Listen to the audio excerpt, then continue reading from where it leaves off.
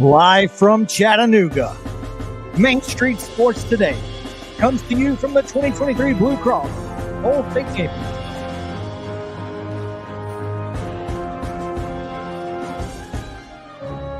Coverage from Davenport Field at Finley Stadium is brought to you by the Tennessee Highway Safety Office. Remember, fans, don't let fans drive drunk.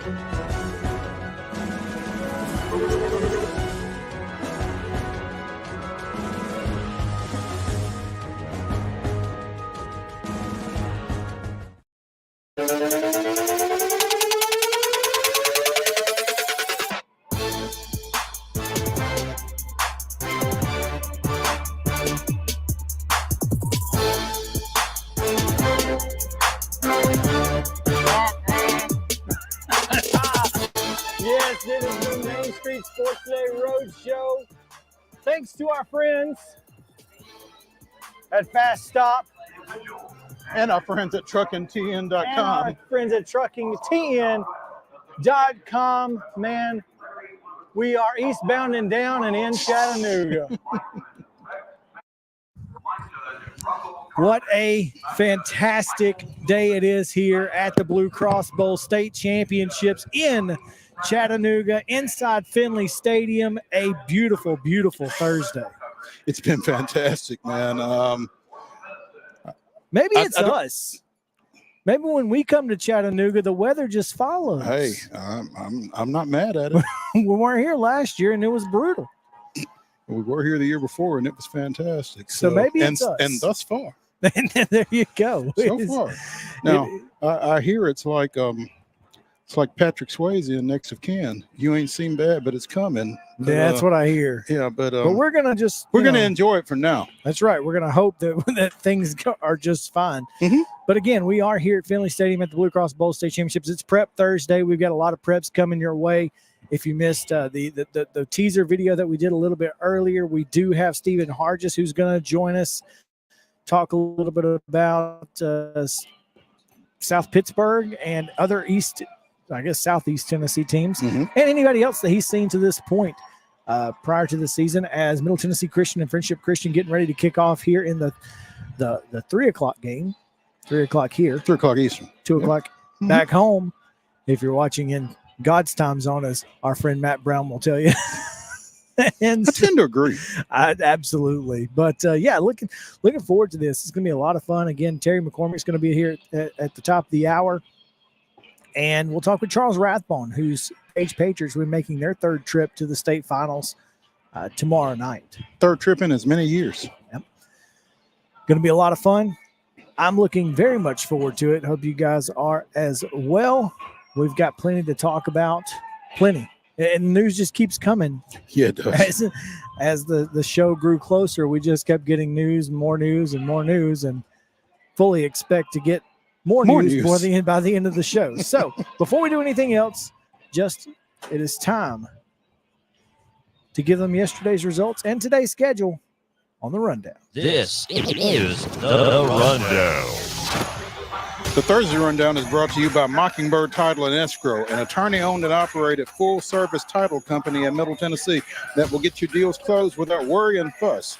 A family business that offers the highest level of expertise in the industry when it comes to closing and funding your real estate transactions. Consider them part of your team. Call 615-274-8698 or visit mockingbirdtitletn.com today. Boys basketball action last night. Antioch was a 51-45 winner over USN. Lead Academy 71, Clarksville Northwest 59. In men's basketball on the collegiate side, Lipscomb, as we talked to Joe Sullivan yesterday about, a 82-68 winner over Chattanooga. North Carolina downs Tennessee 100-92, and didn't feel anywhere near that close. Morehead State 61, Austin P 50. Belmont thrashes Northern Iowa 90-70. Boston College gets an 80-62 win over Vanderbilt. Alabama A&M in overtime edges Tennessee State 85-83, and UT Southern goes down to Stillman and gets a 94-75 win. On the women's side, Tennessee women fall to Notre Dame. After leading by 16. Jeez. 74-69. Did lose Rakia Jackson in that one again. Belmont always good when you can whoop Troy. I don't care who's no matter doing who's it. doing it. 72-68 over the Lady Trojans. North Carolina State 70-62 winners over Vanderbilt. Very, very valiant effort from the Commodore women against the number 5 team in the country. First loss of the year for Vanderbilt. And so, got to feel confident if you are, again, the Commodore women. Middle Tennessee State goes over to Houston and throttles the Cougars. 70-45. UT Southern completed the sweep of Stillman, 71-64 on the women's side. And in this association, the Memphis Grizzlies on the left side of the column for the first time in a while. 105-91 winners over the Utah Jazz. Also here earlier, Christ Presbyterian Academy with a 35-13 win over Boyd Buchanan for the Division II AA state championship. High school basketball tonight, 6 o'clock starts, double headers. Martin Luther King is at Cane Ridge. Hickman County is at Creekwood. Franklin Road Academy goes to Davidson Academy. Glencliff hosts Macon County. Stewart County is at Joe Burns. Laverne taking on visiting Clarksville. Giles County goes over to Shelbyville, and Forest is at Summit. Girls basketball only. 5 o'clock start, Good Pasture at Harpeth.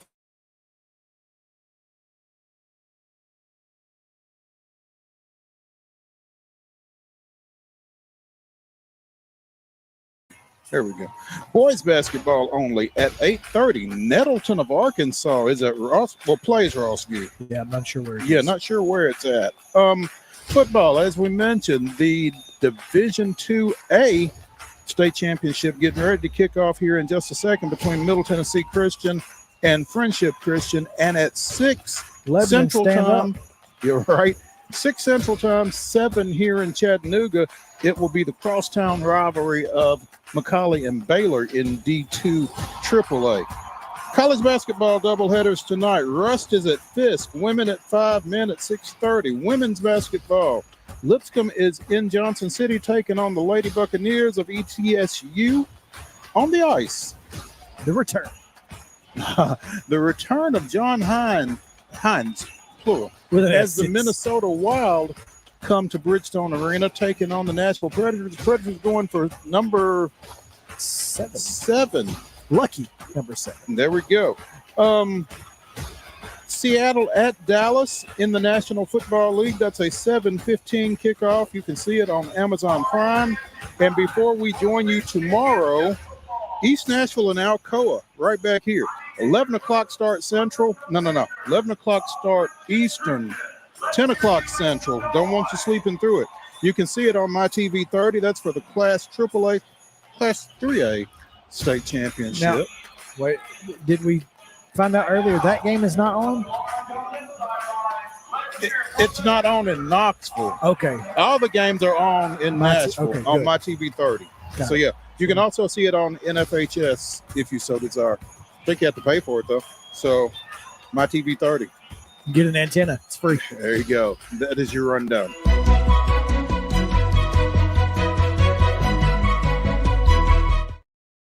All right, top story is brought to you as always by our friends at Piggly Wiggly in Neely's Mill Shopping Center in Columbia. Make sure to go by and see our friends at Piggly Wiggly. They've got great deli if you want cobblers or meat, vegetables, lunch.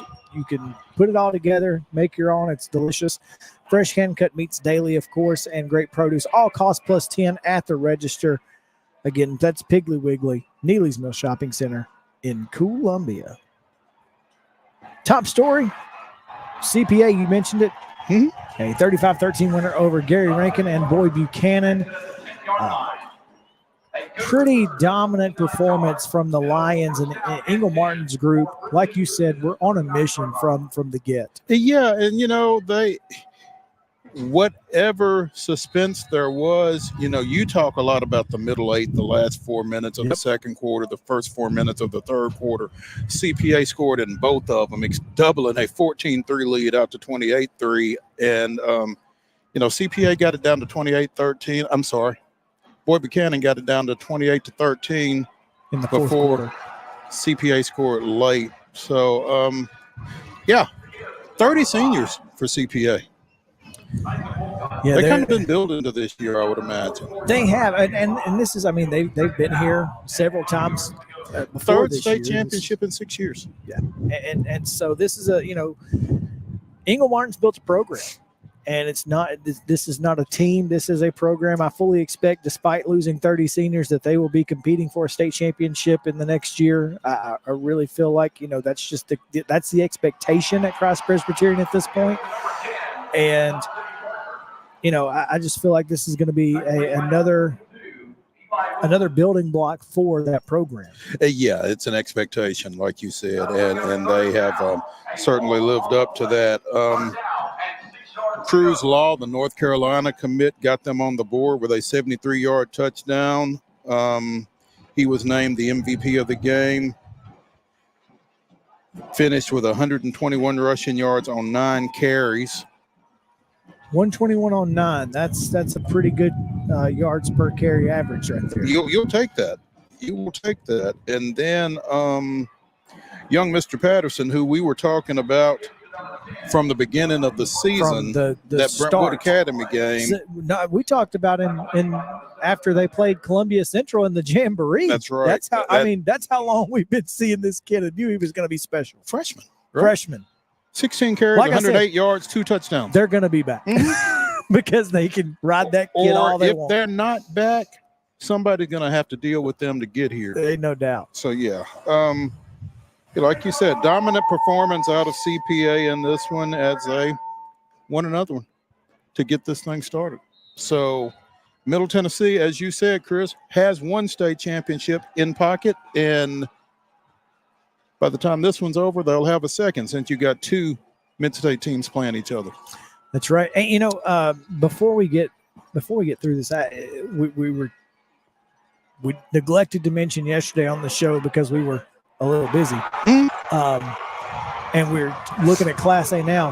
Good Pasture has a new football coach. A new football coach. Yeah, a new old football coach. Tyler. What? No. It starts Tyler with a T. Turner. Tyler Turner. Return of Turner.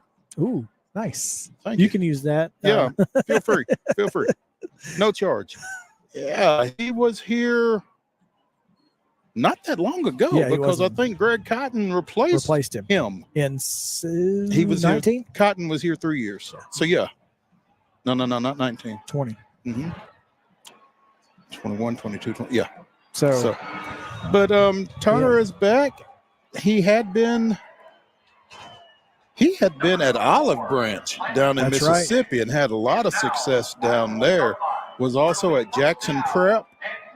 I think since he left Good Pasture, he's been over in Arkansas. And I don't know that he was a head coach, but he's back in charge of the Cougars once again. And everybody seems pretty excited to have him back. So yeah, it always good when you feel like you can come back to a place. yeah. And so While we're talking about coaching moves, well, again, I was going to say. go ahead. My bad. My segue was Good Pasture has a coach, but there's another team in Middle Tennessee who now doesn't. Does not. Yes. Well, now there's at least 2. But yeah, most recently, Rock Batten stepped down yesterday at Ensworth after 5 seasons, which is interesting because his former position Is also is open. Yeah. Jonas Rodriguez stepped down at Battleground Academy earlier this week. Jonas Rodriguez, who replaced Rock Batten at BGA. So, Again, it's always nice if you can go can- back. Hey, maybe there's an option there. I mean, he had some success at BGA. Maybe he's attractive over there again. Maybe he is. I mean, I can't imagine why Rock Batten wouldn't be attracted to just about anybody. Right. I mean, he's a great football coach. So Right. And a super guy as well. absolutely. So But, yeah, this is My the coaching carousel in Middle Tennessee It's private spinning schools pretty is good right already already rolling. It's in motion. I'm probably more curious as to what's going on out on Highway 100 at Ensworth. I mean, it is interesting. I mean, it doesn't seem like you would leave Ensworth for no good reason. It doesn't seem. And so it begs the question, why? What is the good reason? What is the reason? As Eli Wilson. Eli Wilson to the house? Eli Wilson, no, he's run down, but pretty big gain there. Okay. Mr. Now be Football. careful now, Yeah, I know, we because can't, without the express written consent, yeah, and we don't have it. So we can get it. Let's just make a phone call real quick. well, it still wouldn't be written. Can you send me an email if you don't mind? Yeah, text it. Text it. Then it would be written. There you go. But yeah, this is an interesting situation that Middle Tennessee coaching. Lipscomb's open, Brentwood Academy's open, Ensworth is open, Good BGA Lord. is open. Goodness gracious. I guess Franklin Road Academy and Davidson and Nashville Christian are kind of happy they're sitting this one out, huh? Or for now. That's what I say. You thank your lucky stars, but you also keep praying that you have a coach, in the next few weeks. We just made a few ADs nervous. Maybe for now. You just got to be careful. No, we don't know anything. Well, yeah, we know nothing. Speculation on my part. But yeah. Yeah. Who are we and what do we know? Not a thing. So, not a thing. Yeah. But yeah, I was thinking, I was like, I don't know when have jobs like this been open at the same time? And right. How do you fill them? I mean, you kind of wonder, are there enough established head coaches to go around necessarily? I mean, do you have to roll the dice on an assistant? Do you go out of the area yet again? I feel like Brentwood Academy would say no. Yeah, Brentwood Academy is probably going to stick.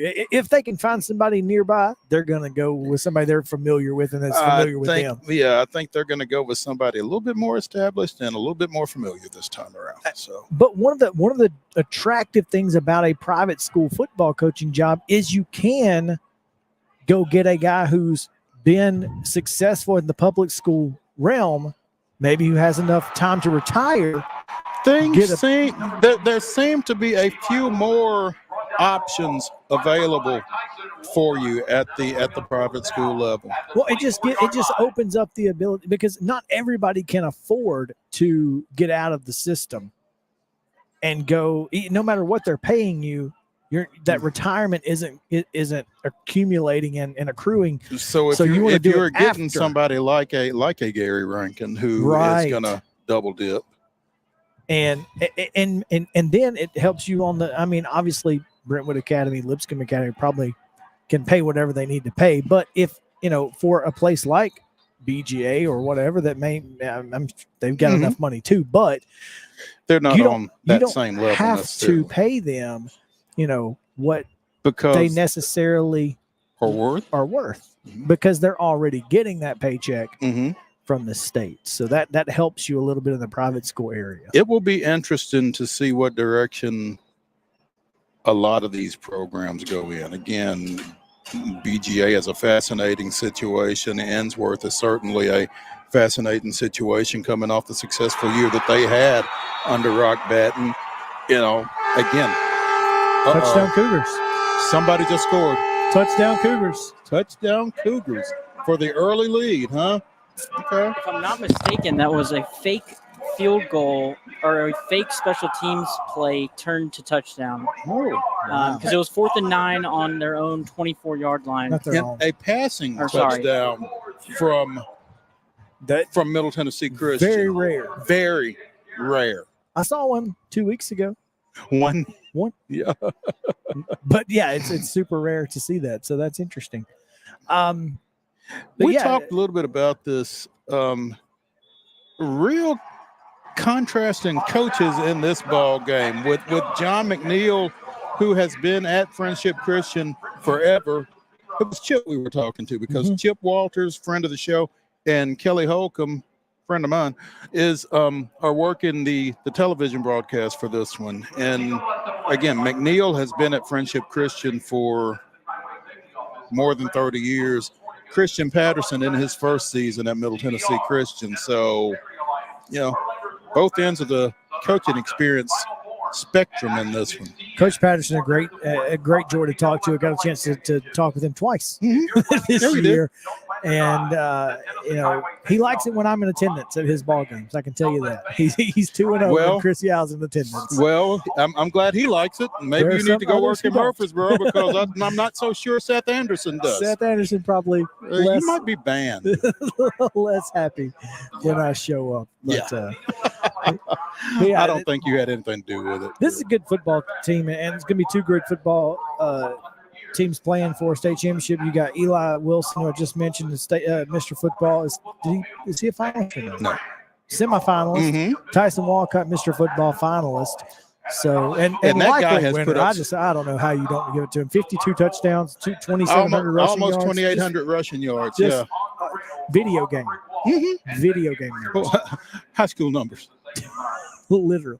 So anyway, all right, let's take a quick break before we hold on. We had something else in the top story. Oh, Kurt Signetti Yes. is headed to Indiana. Indiana. Yeah. That. The James Madison coach. How long was he there? 2 years? Yeah, maybe. He was a former Alabama assistant and from 2007 to 2010. He coached quarterbacks at Alabama. He coached A.J. McCarron. So how about that? He's a former West Virginia quarterback himself, so that's how he and Nick Saban, I'm sure. Okay. He was at James Madison from 19 to 23. Gotcha. So previously head coach at Elon. Yeah. So, but now headed to the Big Ten to Indiana. And as someone told me yesterday, said, there's no look. Indiana's looking for 8-4. They would love to be 8-4. They've never won double-digit games in the history of their program. Oh, my goodness. Been playing football for more than 100 years, never won double-digit games. They're not worried about that. They ain't trying to do nothing more than go 8-4. And that didn't rhyme on purpose, but it happens. And Signetti, 62 years old. Right. And, leaving James Madison doesn't seem like maybe a great idea for right now. The program, that you're going to go into from the one you have. But he's making $850,000 a year. He'll be making a little bit more. He's going to be making more. Yeah. And you know what? If you can do it, do it. I'm never against someone improving their financial situation. And especially as much as his is about to improve. Right. So I thought he had been there for 2 years because James Madison has been FBS for 2 years, over which he has gone 19-4.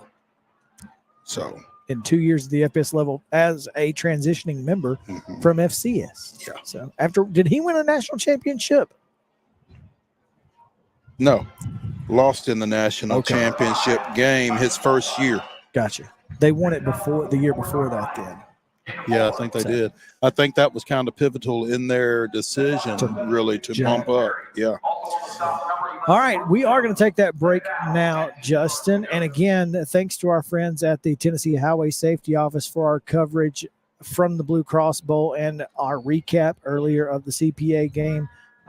We will have more on Preps Thursday here on the Main Street Sports Today Roadshow, fueled by Fast Stop. We'll be right back to the Mobile Lee Company studio right after this.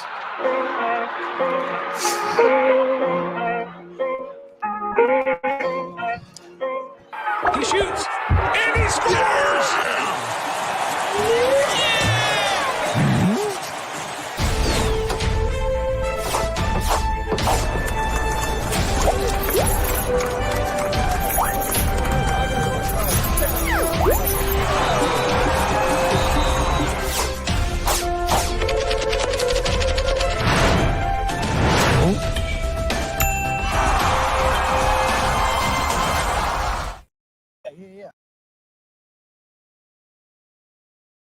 Mid-Tennessee Bone and Joint treats your orthopedic injuries and existing conditions. Our trained physicians will get you back in the game faster.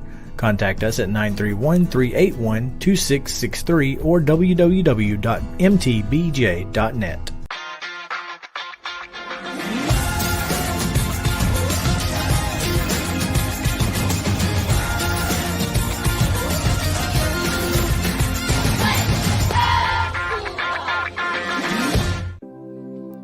Custom Stone Handlers supplies over 600 distributors and suppliers with quality stone products.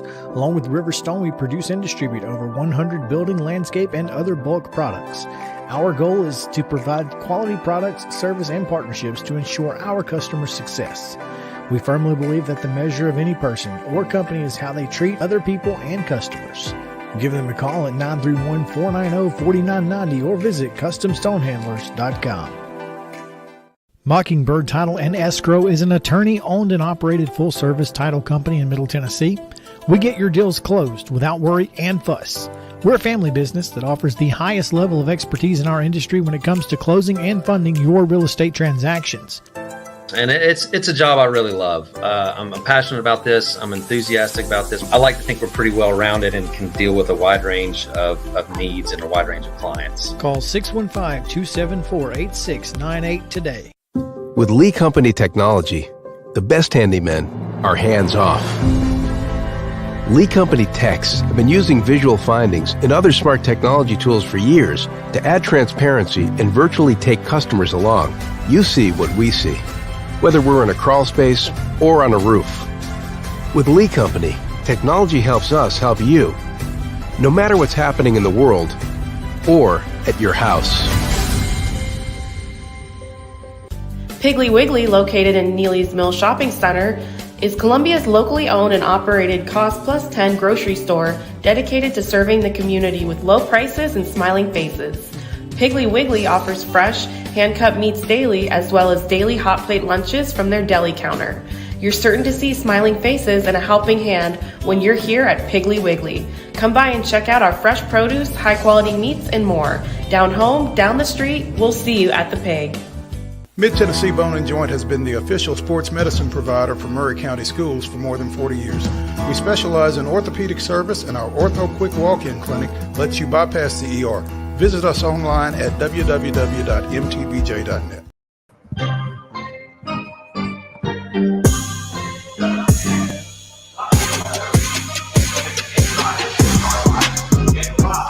Welcome back into Main Street Sports Today, presented by Mid-Tennessee Bone & Joint. We are live at Davenport Field, Finley Stadium, in downtown Chattanooga.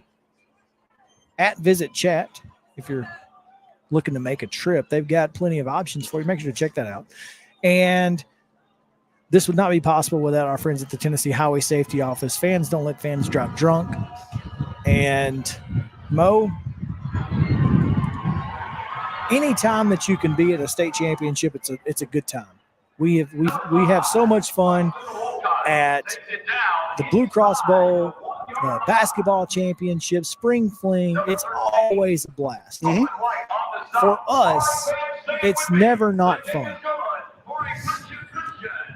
Sometimes for teams and coaches, there are parts of it that may not be as fun, but it's never bad when you can get here as a team and as a coach. Our next guest will be making his third straight appearance in the Blue Cross Bowl. And on Coach's Corner, we have Page Coach Charles Rathbone joining us. Coach, congratulations, and thanks for joining us. Well, thanks for having me. I appreciate that. Absolutely, Coach, and welcome back to chat. As Chris mentioned, it's never not fun, but I get the feeling that maybe this trip hasn't been as fun as it could be for you. Well, I mean, when you're down there, you always want to win it, right? But, I mean, you got to put everything into perspective. Last year, West was just a better team than we were. You know, we feel like we kind of ready and last year, West was pretty good. So it looks like we're going to go all right and see what happens.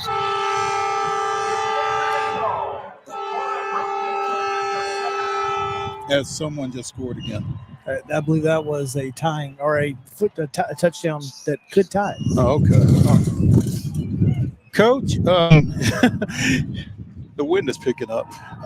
What do you feel like as you look at what took place for you guys last year? What has taken place to this point for you guys this year? What do you feel like you need to tweak tomorrow night?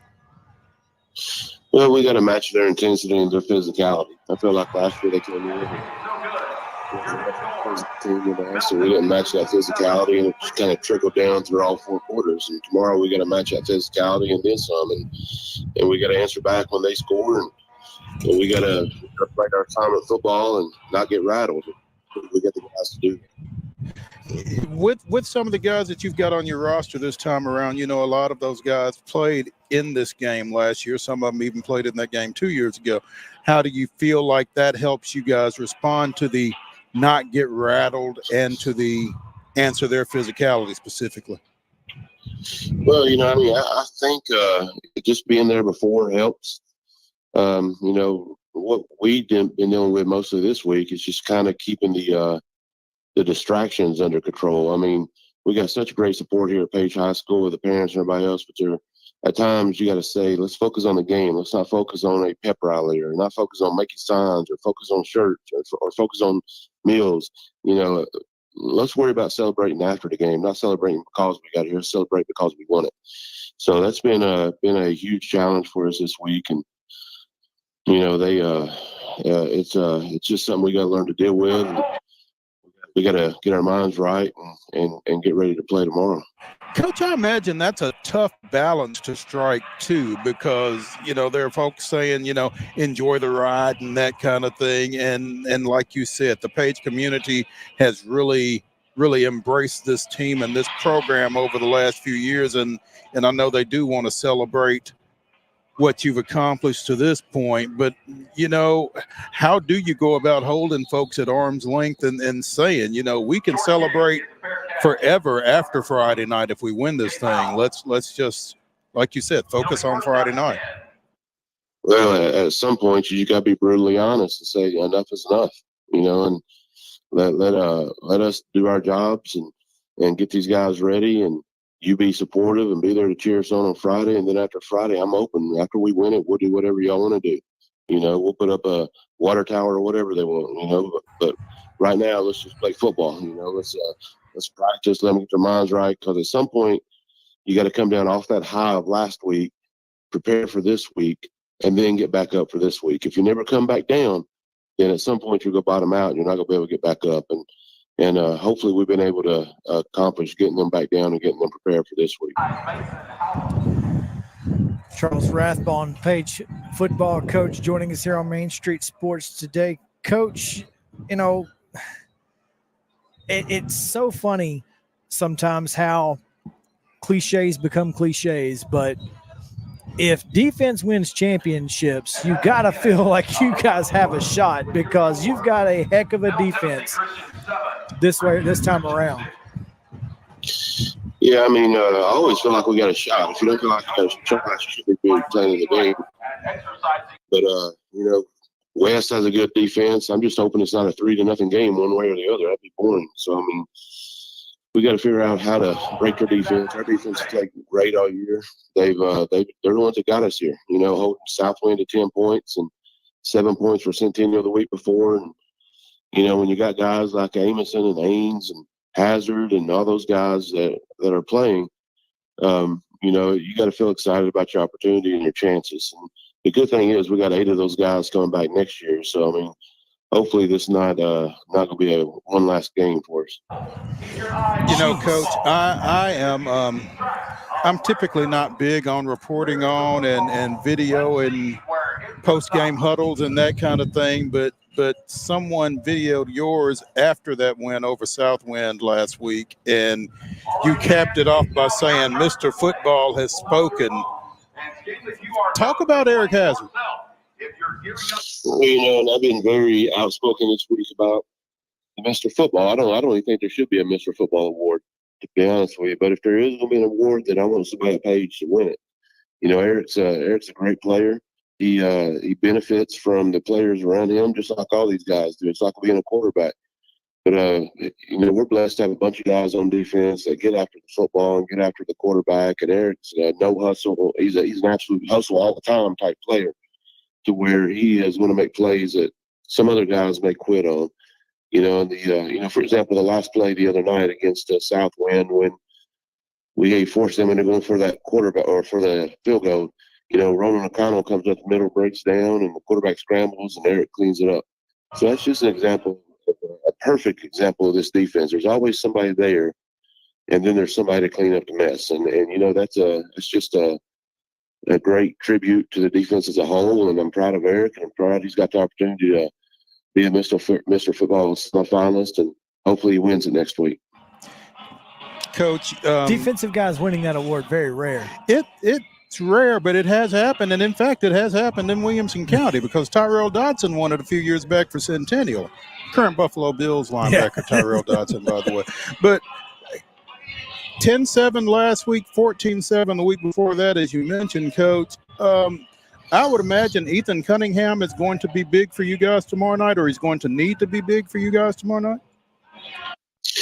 He is. He's going to have to be big, and that O-line's going to have to be big. You know, we're going to have to block and hit the appropriate holes and hold on to the football most of all. You know, I mean, the other, you know, we scored 10 points last week. We also had a touchdown call back. We're inside the 25 two other times, didn't get any points.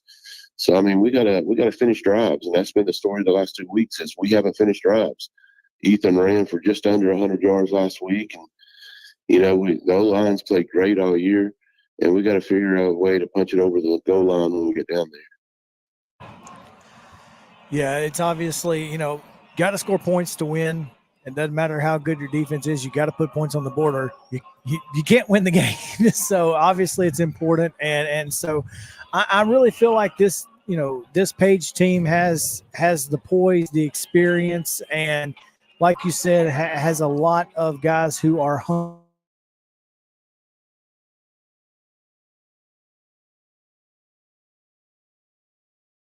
If you could point to one thing where you feel like, you know, you guys will excel tomorrow night, what's the one thing that gives you the most confidence going into a state championship game against Knoxville West? Now, you broke up the last little bit. What was it? The one thing that gives you the most confidence as a coach to feel like you guys have a chance to take home that gold ball? Well, you know, I think just the fact that, you know, we've been here before, and, you know, we do have some experience, and we got a good group of coaches and a good group of guys that are really hungry, and they played hard all year. And, you know, I just think, you know, I'm a pessimist at heart, so I never want to be overly confident. So I'm always going to give the pessimistic answer. But I feel good that we got a good group of kids who's going to line up and get everything they got and leave it out on the field. So I think the effort and hopefully the fact that we've done it before will push us over the edge tomorrow. He's an old lineman, Chris. Charles Rathbone, football coach at Page High School out in Rudderville. Say he's old. Well, he's a former offensive lineman. How's that? My bad. Sorry, Coach. No, that's all right. I agree with you. But Charles Rathbone joining us here on Coach's Corner on Main Street Sports today, presented by Mid-Tennessee Bone and Joint. And know you probably got a walkthrough to get ready for, Coach, so we're going to let you go. But we appreciate you taking some time with us, and look forward to seeing you down here tomorrow night. Yes, sir. Thanks for having me. I appreciate y'all. Thank you. Bye-bye. Touchdown Cougars. Friendship missed the extra point. Yeah. By the way. So what are they going for? No, this is touchdown Cougars. But are they? So it is 14-6 now. Okay, so they got Middle the extra Tennessee point. Christian. Okay, there we go. I can't see.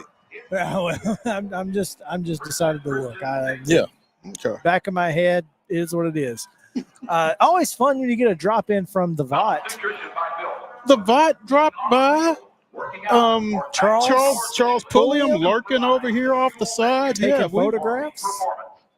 Well, we don't get a whole lot of photographs of ourselves, so that's kind of a good thing. It's nice to have somebody looking out for us like that. But yeah, the VOT with the drive-by, I'm hoping maybe we can grab him when we don't have another guest on here, since he's doing a hit. Well, let's over do here this. Behind us. Let's hand out some hardware, get to a break, and maybe we can grab it. There we go. Let's do that. So, the Custom Stone Handlers, Into Win Life, Team of the Week again, Custom Stone Handlers.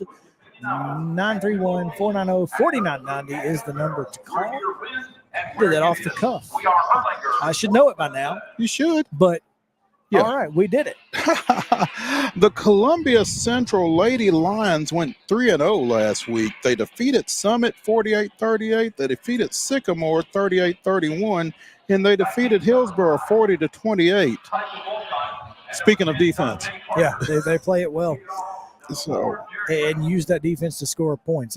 they how turn you score. over and they get it going back the other way. And A lot easier to do that. It's a lot easier to score points when you can just lay it in because you got to steal. And they have a bunch that they get a lot of those. They do. So Congratulations to Megan Moore. Absolutely. And the Mid-Tennessee Bone and Joint Athlete of the Week. The Mid-Tennessee Bone and Joint Athlete of the Week is Zion Christian freshman Is he Aiden just Glenn. a freshman? He was an 8th grader last year? He was an 8th grader last year. Wow. Yes. You did not know? I You thought he didn't was a know? freshman last year. Yes. Aiden Glenn, in 2 Zion Christian victories last week, averaged 24.5 points, 5 assists, 5.5 rebounds, and 5 steals. Scored 29 points in a win over Middle Tennessee Christian. So, Aiden Glenn, Zion Christian freshman, is our Mid-Tennessee Bone and Joint Athlete of the Week. All right, we will take a break. When we come back on the Main Street Sports Day Roadshow, fueled by Fast Stop. Don't forget your Fast Stop perks, Mo. Put in that phone number, get some perks. You can get up to $1 off a gallon of gas. Ooh. Always good. When you're Never a getting, bad thing. Yeah, when you're getting a little reprieve from the gas prices. So we'll be back right after this to Chattanooga on Main Street Sports Today. Stick around.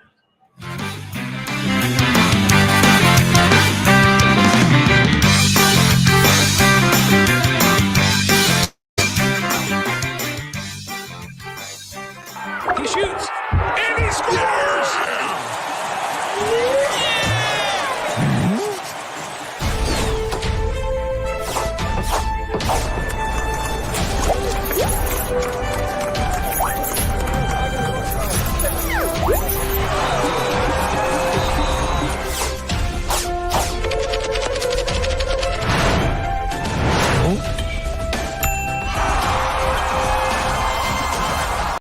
Mid-Tennessee Bone and Joint treats your orthopedic injuries and existing conditions. Our trained physicians will get you back in the game faster. Contact us at 931-381-2663 or www.mtbj.net. With Lee Company technology, the best handymen are hands-off. Lee Company techs have been using visual findings and other smart technology tools for years to add transparency and virtually take customers along. You see what we see, whether we're in a crawl space or on a roof. With Lee Company, technology helps us help you, no matter what's happening in the world or at your house. Jones & Lang Sporting Goods here in Columbia has been outfitting teams, officials, and anybody else from T-ball to college for 50 plus years. Be sure and check them out at 931-388-8060 or online at jonesandlang.com. Jones & Lang Sporting Goods, the look of a winner. Zion Christian Academy, zioneagles.org or 931-388-5731. You can schedule your appointment. Go tour their campus. It is beautiful over there, and you're definitely going to want to see it. Again, it's zioneagles.org. Give them a call, 931-388-5731, and schedule your tour today. Mockingbird Title and Escrow is an attorney-owned and operated full-service title company in Middle Tennessee. We get your deals closed without worry and fuss. We're a family business that offers the highest level of expertise in our industry when it comes to closing and funding your real estate transactions. And it's a job I really love. I'm passionate about this. I'm enthusiastic about this. I like to think we're pretty well rounded and can deal with a wide range of needs and a wide range of clients. Call 615-274-8698 today. Mid-Tennessee Bone and Joint has been the official sports medicine provider for Murray County Schools for more than 40 years. We specialize in orthopedic service, and our Ortho Quick Walk-In Clinic lets you bypass the ER. Visit us online at www.mtbj.net. This is Chris Yao with Main Street Sports Today. Every show, Mo Patton and I welcome friends from all across the sports landscape, from high school coaches and reporters to national, college, and pro sports personalities. You never know who might stop by for a chat. AP Tennessee Sports Editor, 3-time Tennessee Sports Writer of the Year 2020 TSWA Hall of Famer. She covers the Titans, the Predators, the Grizzlies, college football, and hoops. Please make welcome Teresa Walker. Former University of Tennessee, former Team USA Olympian, ex-Cy Young Award winner, R.A. Dickey. R.A., did I miss anything? Man, that was sweet. Yeah, I need to listen to that before I go to bed every night. That was nice. Has 5 sports Emmys. That's not bad for the other guy in Wham, Ryan McGee. The other guy in Wham married the best looking girl, Bananarama, so the other guy in Wham had a pretty good life. From preps to pros, we're taking on the sports topics you care about. Tune in across Main Street Media social platforms at 2 p.m. or on demand on your podcast distribution platform of choice.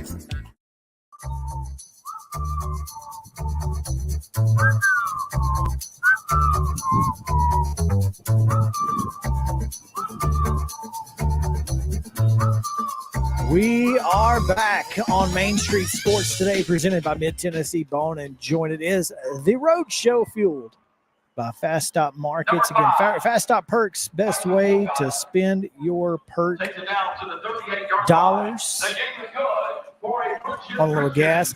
Great breakfast this morning. Had a little burrito.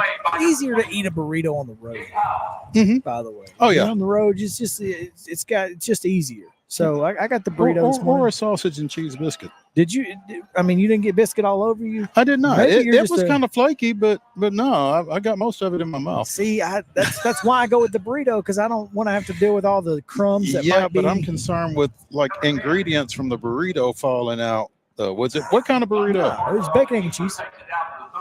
Yeah, just bacon, egg, and cheese. It was just in a wrap, not really a burrito. Yeah, per se, but it was good. Sounds good.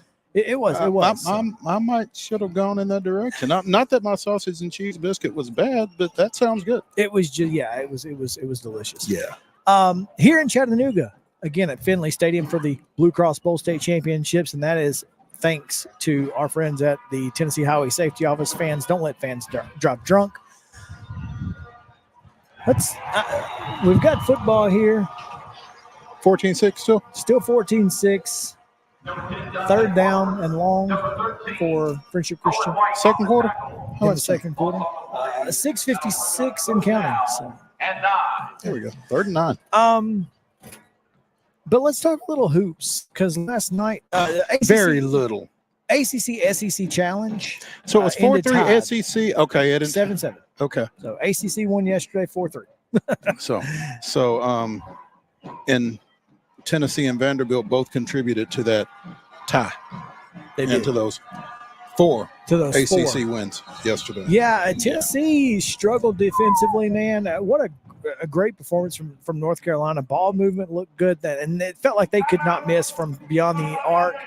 I read something, because I didn't get to see a whole lot of that ball game. When I saw 7:15, I thought it was 7:15 Central. It was 7:15 Eastern. I turned it on at 6:45, and it was North Carolina was. So I turned it off. Yes, exactly. But, Look, I don't have to be mad about this. I can turn this off and just not be mad. Yeah, exactly. I mean, it's in my best interest not to watch any more of this, because it's not going to go the way I want it to. But I read something this morning that made a lot of sense. They said that Hubert Davis and the coaching staff in North Carolina did a great job, because they were up-tempo with it. Whenever they got a rebound, they were going before Tennessee could get set up defensively. Yeah, absolutely. Anytime you don't have to deal with Tennessee's half-court defense is a good thing. Right. And that's what they did. And as long as Tennessee's not making shots, they're going to see a lot more of that. Well, and that's the thing, is you've got to – and that's what happened in the second half. Tennessee started scoring a little bit more. Dalton Connect, who is incredible, went down with an ankle injury. According to Wes Rucker of 24/7 Sports, was walking with no crutches, no boot to the he said he was limping, but on his own power to the bus following the game. So that's huge. That's promising. News. Yeah. But yeah, Connect scores 37, which ties the record of most points scored by an opponent inside the Dean Dome. Wow. Had he known that, he probably takes those 2 free throws, whether he's on a knee, on one leg, shoots in on his head. He wouldn't have cared. Yes. So, but still holds the record, just with some other folks. Right. But his 37 though made up for a certain senior who gave you nothing. Literally nothing. Joe Sullivan said it yesterday. Yeah. And it's made me a little bit more cognizant of it. Right. And so Santiago Vescovi with 0 points, 0 for 2 from the floor. Didn't even try. I mean, just wasn't. How does that happen? And then got sacked. I mean, Rick Barnes said, "I've seen enough. If you're not going to help us, you got to sit with me." Yep. So that's what he did, and hopefully that's a wake up call to Santi, because you need him, because you got to have him to score. Obviously, Tennessee got to as low as 7 points last night after being down at least 22. It was 63-41 at one point. I know it was brutal. That's what it was. Yeah, but and so Tennessee. 3 losses in a row now. That's again to 1-2-17. Yeah. But to 1-2 neutral at 17. That's right. So if the worst loss that you have on your resume is at North Carolina, that seems okay. Now it's not ideal because you want to win some of those games, but you also got to think about the travel. They just got back from Maui. They get to Knoxville and then got to go right back to Chapel Hill. I mean, I know it's not a far drive, but it's still, you got to, there's things, there's logistics and all of that, and you're not sleeping on your own bed. And I mean, there's a lot. Here's the reason it's not the bad thing, the worst thing in the world. What if this is the Rick Barnes flip season? Lose in November, win in March. Hey, I'd take that. I would take that. Sure. So, absolutely. No different this year for Vanderbilt, losing in November. Boston College comes from Memorial and takes care of business against the Commodores. I mean, we can talk till we're blue in the face about Jerry Stackhouse and the situation that Vanderbilt finds itself in, but I just don't know that anything can change. Not for the better. Well, I mean, I don't think you can change coaches at this point. I don't think there's anything that you can do if you're Vanderbilt administration, Candace Story-Lee. What can you do? Nothing. I don't know that there's anything that anybody can do other than for them to play better. And, you know, I don't know. I mean, are the pieces just not there for them to be better? I can't imagine Stackhouse not having the best players on the floor that he can have on the floor. I think they're dealing with some injuries, which seems to be a constant for them. Sort of like the basketball version of the Titans or something. But do they have similar strength and conditioning? It's a heck of a question. You know, and you know, the elephant in the room, Lee Dort was arrested over the weekend on as a result of a domestic violence situation. And you know, I know we try not to talk a whole lot about that kind of stuff, but the weird part about that is where he was arrested. He went to the basketball facility at 3 a.m. After the situation, and that's where he was arrested. And so my assumption is that, and this is what I would have done as a college athlete, call my coach. Coach, I'm in trouble. I got a thing. Okay, meet me here. Let's talk it out, figure out what to do. After he gets the situation, hey, you need to turn yourself in. Let's let them handle it. Because how else would they know that's where he is? I guess track his phone potentially. Right. But, I mean, I feel like they probably did it the right way. It's probably all. But it's interesting that the basketball facility was where he ended up going. I don't know that anyone was there. It's pure speculation as what I would have done as a college athlete. Right. But it's interesting. It is. I was unaware of that, but it's I don't want to be flip or disrespectful or anything like that to the situation, but that's clearly from a basketball standpoint the last thing Vanderbilt needs. Absolutely. So it's just another thing on the list of things. Yeah. Yes. Before we get out of Vanderbilt and into Louisville's Kenny Payne. Clark Lee, speaking of changes, has made some. Mm-hmm. He's fired his offensive coordinator and has said he will coordinate the defense himself. Right. Yes. Fired his offensive coordinator, Joey Lynch, demoted his defensive coordinator, who will now coach defensive secondary. And Clark Lee is going to be the defensive coordinator, which, I mean, if you want something done right, do it yourself, maybe. But, I mean, head coach / coordinator, certainly a challenge. Yeah, I mean, you look at offensive coordinators who call plays. It doesn't work out great. It does. Yeah, I mean, I won't say it doesn't work out, but it's you are adding to an already full plate as head coach when you decide to take on coordinator responsibilities. It's what you do.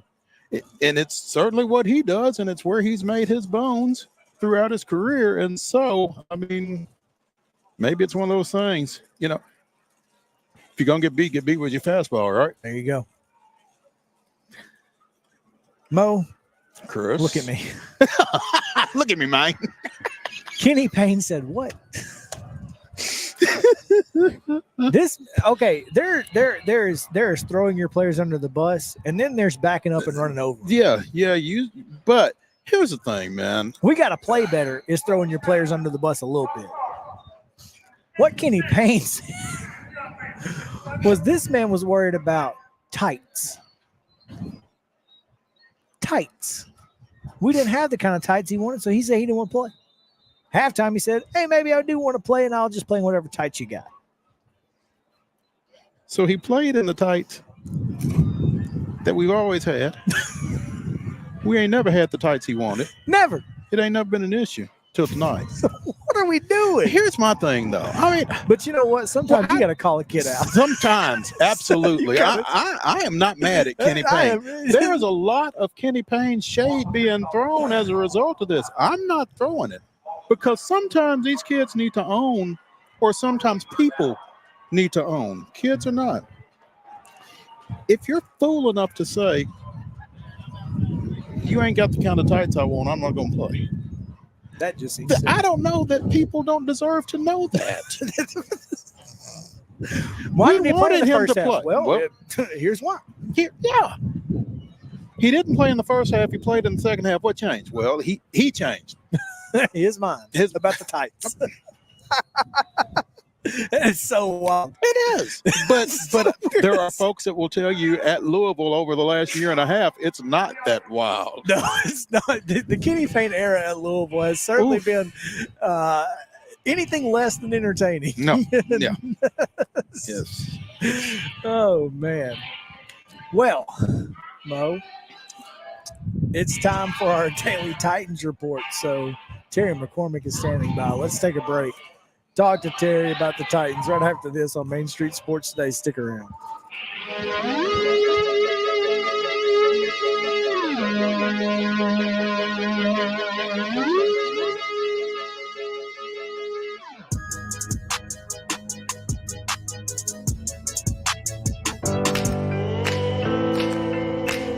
Smiles. These are the healthy smiles of real Delta Dental members. Folks with access to the nation's largest network of dentists and low-deductible plans with 100% preventive care coverage, all backed by over 65 years of expertise. Go online or give us a call to learn about affordable individual plans that meet your needs. 1-855-844-0445. He shoots, and he scores!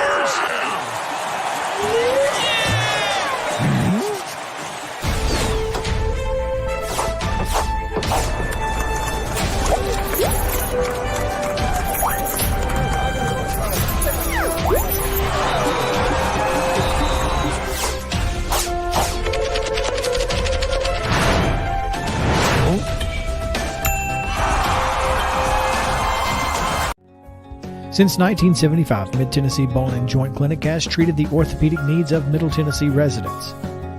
The trained physicians provide surgical options and minimally invasive options to treat all orthopedic needs. The walk-in clinic, OrthoQuick, helps you bypass the ER while treating sports injuries and acute needs Monday through Saturday. Visit MTBJ online at mtbj.net or on social media at Mid-Tennessee Bone Joint Clinic.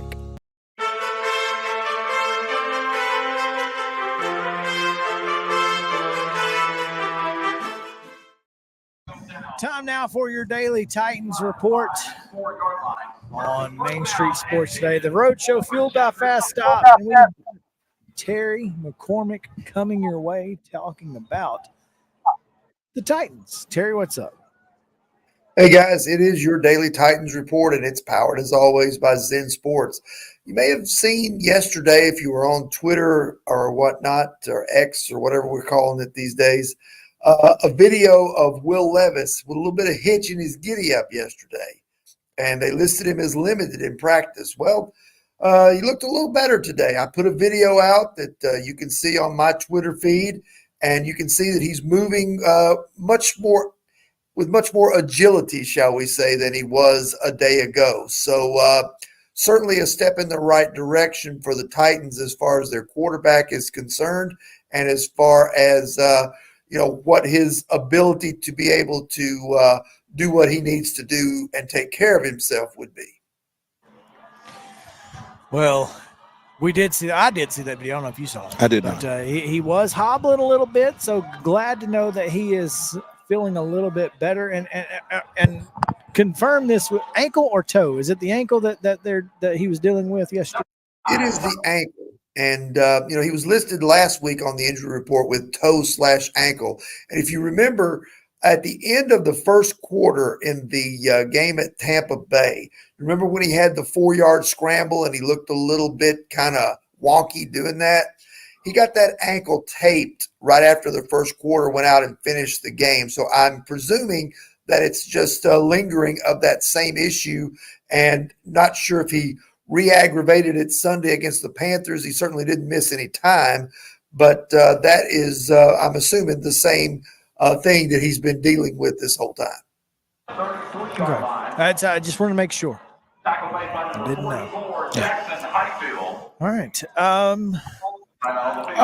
Terry, before we let you go, Kalen Burks worked today as well? Worked again. He was out there on the practice field during the open part. Yesterday, they listed him as limited.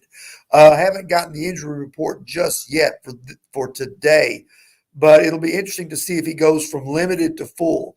But even if he's just limited again for a second straight day, it's a big step in the right direction for him. I'd say he's probably, if he goes to full, probably got a shot to play Sunday. If he's still limited, then that probably means they're going to hold him for one more week.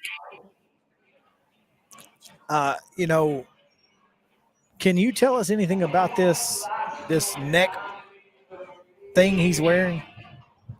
Well, I haven't had a chance to ask him about it because guys who are in the concussion protocol are not allowed to be interviewed as long as they're in the protocol.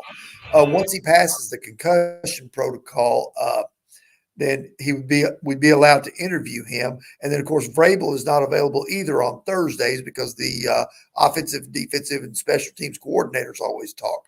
So tomorrow I should have more information about that. But apparently it's a very newfangled device that's come out that is designed to protect your brain and help to lessen the chances for concussions. So anything that can certainly help him in that regard, I'm sure the Titans are all for that. All right. Well, it's an interesting thing. I saw it, so I'll be curious to see how that works for him. Hopefully, it works well because he certainly has had his share of concussion injuries, and so yeah. All right. Let's tell him about Zen Sports. All right, let's talk about Zen Sports. Our partner Zen Sports is excited to launch their first new introductory promotion available to all new customers in Tennessee, the No Danger First Wager. When you sign up for a Zen Sports account, you will receive up to a $1,000 No Danger First Wager. And when you place your first bet in Zen Sports with up to plus 500 odds, you can be reimbursed for the amount of your bet up to a $1,000 maximum within 24 hours if the bet loses. Plus, Zen Sports has launched a new VIP program for the premier bettors of Tennessee. If you think you might qualify, listen up. Zen Sports is hosting a VIP tailgate and game experience this Sunday, December 3rd from 9 a.m. to noon for the Titans and Colts game at Nissan Stadium. That means food catered by a renowned chef, unlimited booze, and a private room for bet placing and mingling with fellow VIPs. The VIP program is by invite only, so if you feel your Zen Sports play qualifies for VIP consideration, then check out the program details and apply at zensports.com/VIP. No other sportsbook will offer you a premier sports betting experience with 24/7 top-tier customer support and bigger and better action than Zen Sports. So what are you waiting for? Get going and download their app at zensports.com today. Zen Sports, betting just got better. Gambling problem? Call 1-800-889-9789. Terms and conditions apply. Must be 21 and older and in Tennessee to bet.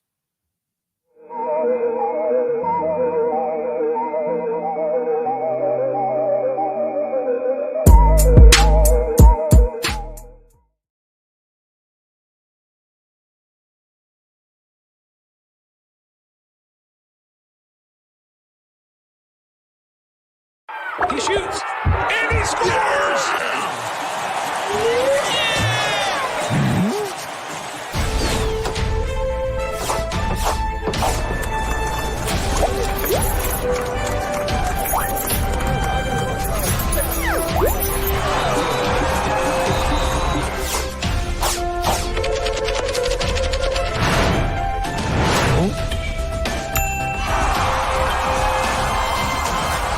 When you're on the go, you deserve service that's fast, friendly, and clean. You know what else you deserve? All the perks to go with it. At Fast Stop Markets, you can have both. Give yourself an upgrade. Enroll in Fast Stop Perks. Trust us, you'll be shocked at how fast the perks start rolling out. As a loyal Fast Stop customer, you'll feel like an A-list celebrity every time you walk through our doors. You can now shop and earn every time you visit our stores. Enroll in the Fast Stop Perks loyalty program and start earning points that you can spend like cash on fuel, food, and more. You can also earn great freebies, join reward clubs, and most importantly, use your points to get money off at the pump. It all happens at checkout with our friendly staff. Just be sure to use your Fast Stop Perks card or app every time you purchase. You want perks too, don't you? Enroll today and start earning the perks you deserve. Visit your local Fast Stop Markets or go to faststopperks.com to start earning your perks today. Fast Stop Markets, keeping you moving.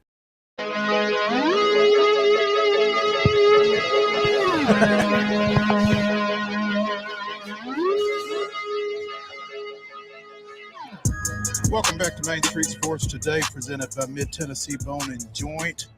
Live from the Lee Company remote studio here at Finley Stadium in Chattanooga as we continue our coverage of the Blue Cross Bowl with some of the talent for the television broadcast here over the weekend, otherwise known as the VOT, Mike Keith. And we were trying to come up with something for the voice of the Blue Raiders. You know, Chip Walters comes on with us on Tuesday. But the Vorb? The Vorb doesn't really resonate, does it? It doesn't. But Nothing.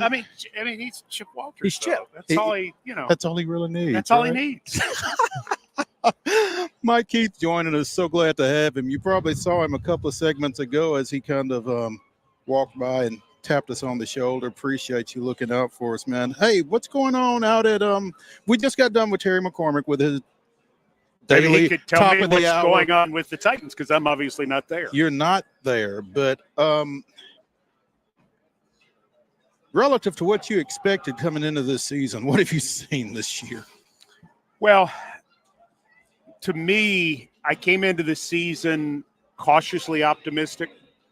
We understood that we were going to have to plug in some parts that we hoped would work because we didn't have a lot of money to spend. And we spent a first-round pick on a offensive lineman who's playing really well for us. We spent our second-round pick on a guy who I think is going to be our quarterback. But there were some other needs that we weren't able to hit. I mean, especially at left tackle, and we understood that. But there were some defensive spots that we were not able to fill in free agency with, like the big names out there, the sure things. So in these situations, you understand that if it doesn't work, you got to go young. And that is not the recipe for success in the NFL. Not even in the AFC South. Well, you don't see a team really in contention for the playoffs that's playing their 6 draft picks on offense. And at times we have 5 of the 6 on the field at the same time. So, I mean, that's just not the best thing in the world. Now, what it does do is we're young. We're getting a lot of experience. I think we will get better down the stretch. Maybe we have a run in us. You know, maybe we could sneak back into playoff contention. We'll see. But I think we're going to have a very good idea what we have at the end of the year in terms of the players who will be returning. And then the other part of it is we have 8 draft picks and over $80 million in cap room. So I think from an identifier standpoint,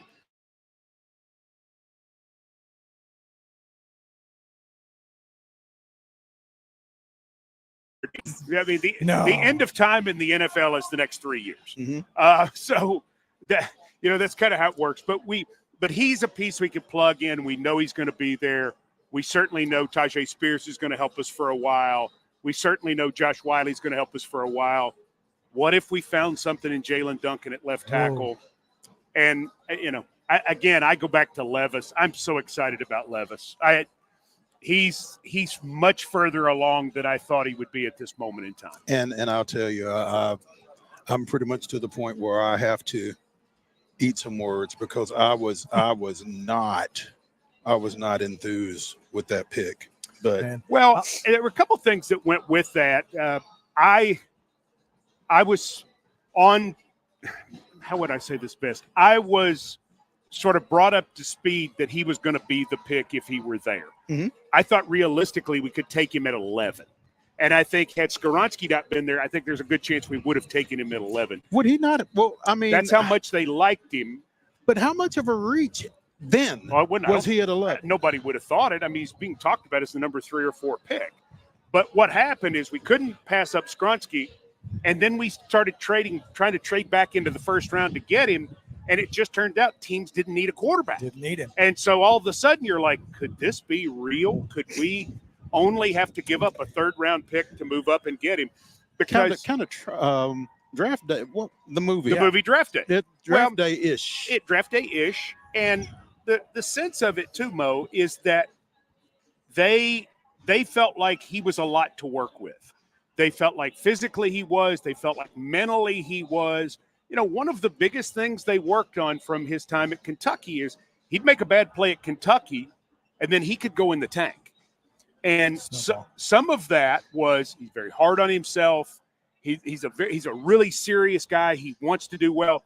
And what they've taught him so far, and I think he's handled well, and what you've seen from Vrabel with him after good moments and bad moments is it's all the same. We've got to be right here, just steady all the time, Mo. And he got 6 months of working with our coaches, working with Tannehill, being with the offense, and kind of learning that very thing. And I think that's where he's tried to keep it. And I think in working with the mental and performance coaches, which is a big factor, he's mentioned that.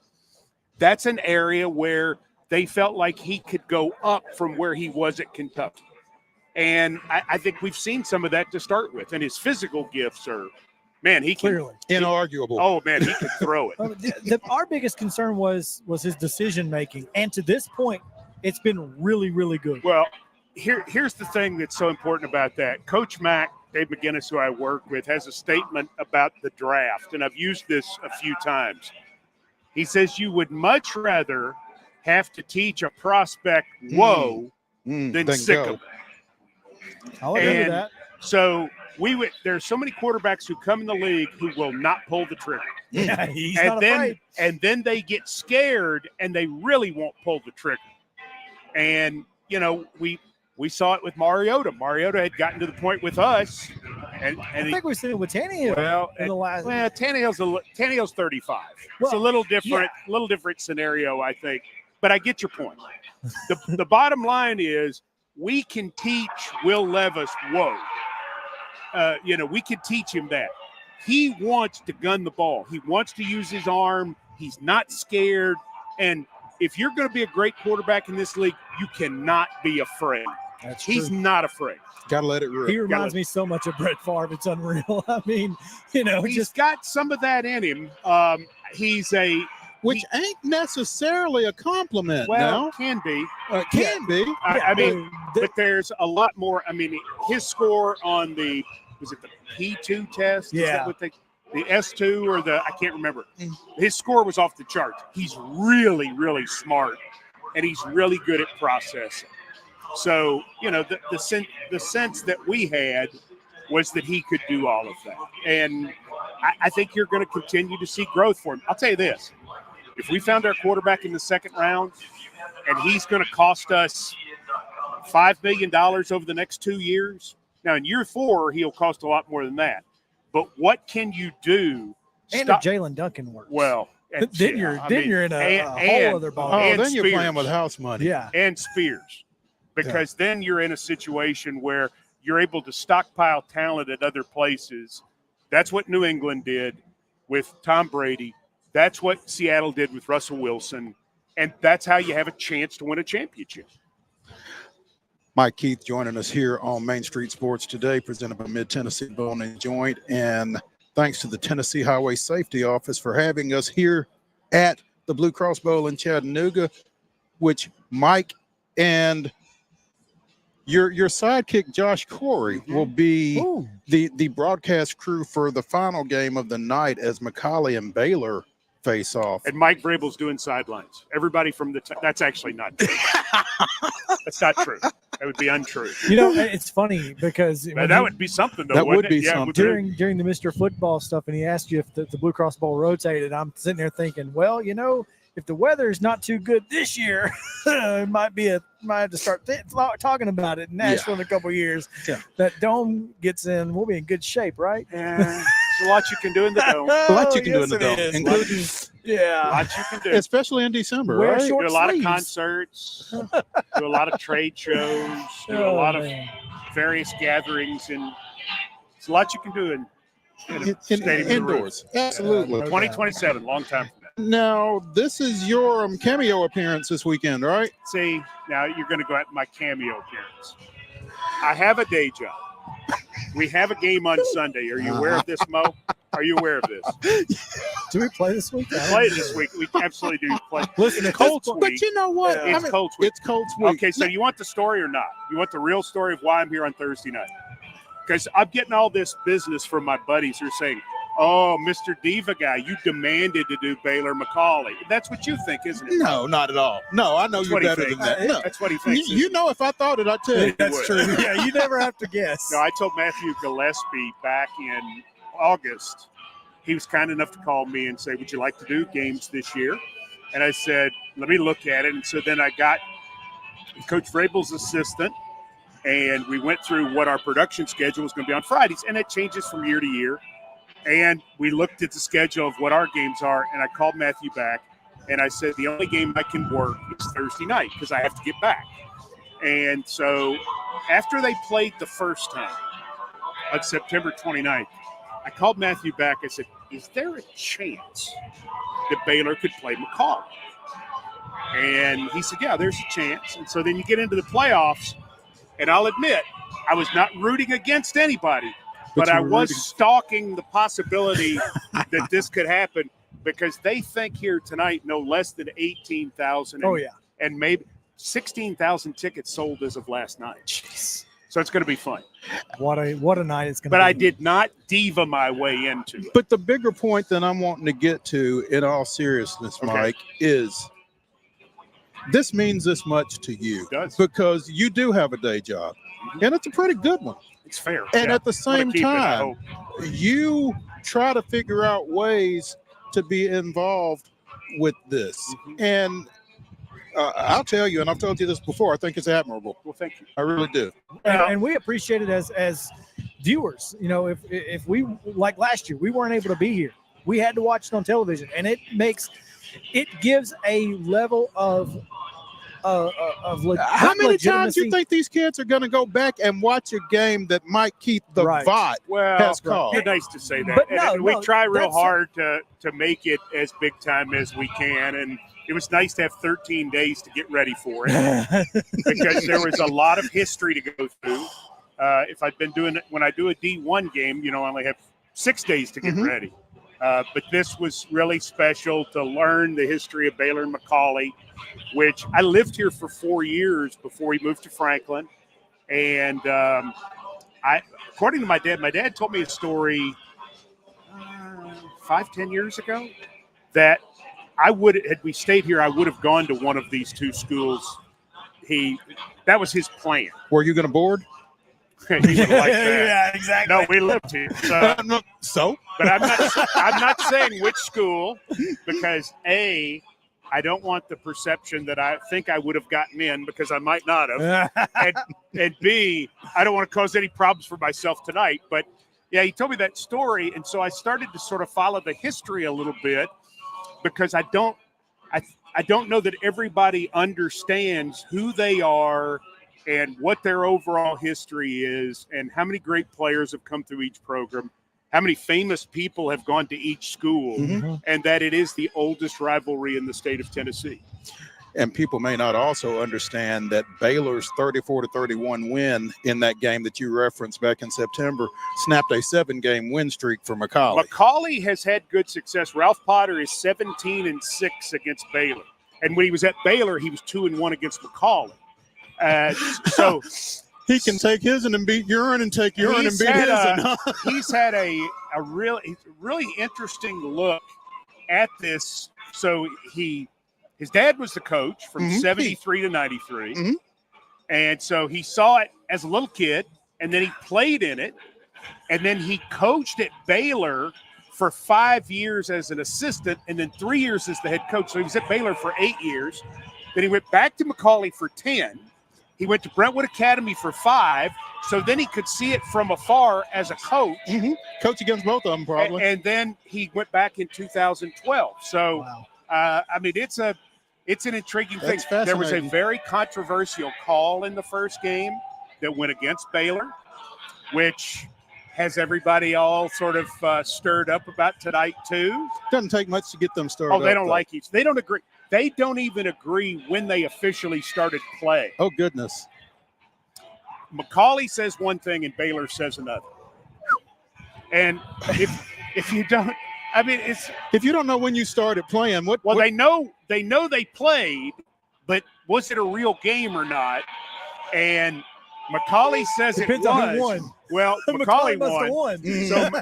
So McCallie counts it. So McCallie has 2 more wins in the series in their listing than Baylor. Baylor has losses. Let me tell you something. I think that's the greatest thing in the world. It is amazing. When it comes to football, good hate is a beautiful thing. Oh, absolutely. I love good hate. We love Mike Keith. Thank you. Mike, appreciate you, man. Always good, man. Thank you. Yep. Mike Keith here on Main Street Sports today. We're going to take a break, come back to Chattanooga. Thanks to our friends at Tennessee Highway Safety Office here on the Main Street Sports Today Roadshow, fueled by Fast Stop. Stick around.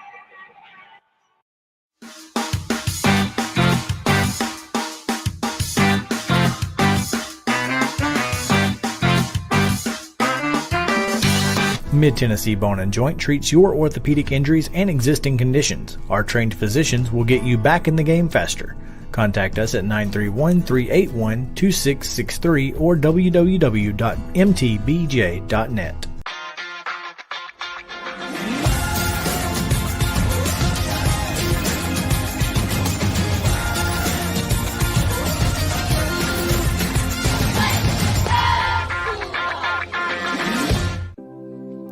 Custom Stone Handler supplies over 600 distributors and suppliers with quality stone products. Along with River Stone, we produce and distribute over 100 building, landscape, and other bulk products. Our goal is to provide quality products, service, and partnerships to ensure our customers' success. We firmly believe that the measure of any person or company is how they treat other people and customers. Give them a call at 931-490-4990 or visit CustomStonehandlers.com. Mockingbird Title and Escrow is an attorney-owned and operated full-service title company in Middle Tennessee. We get your deals closed without worry and fuss. We're a family business that offers the highest level of expertise in our industry when it comes to closing and funding your real estate transactions. And it's a job I really love. I'm passionate about this. I'm enthusiastic about this. I like to think we're pretty well rounded and can deal with a wide range of needs and a wide range of clients. Call 615-274-8698 today. With Lee Company technology, the best handymen are hands-off. Lee Company techs have been using visual findings and other smart technology tools for years to add transparency and virtually take customers along. You see what we see, whether we're in a crawl space or on a roof. With Lee Company, technology helps us help you, no matter what's happening in the world or at your house.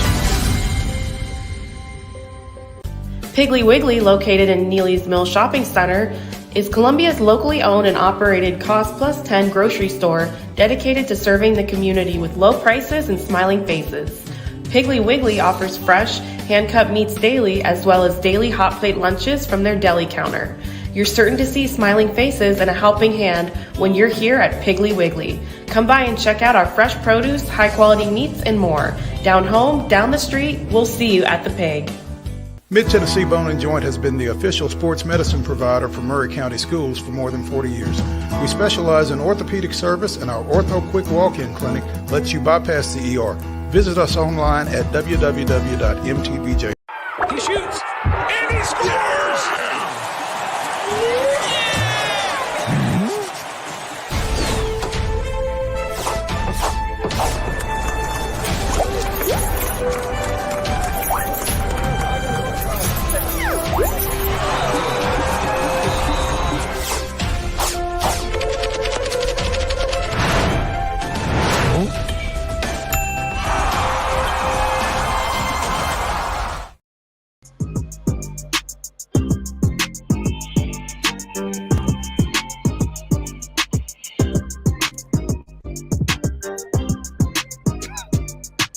Welcome back in Main Street Sports Today, presented by Mid-Tennessee Bone & Joint. Chris Yao, Mo Patton.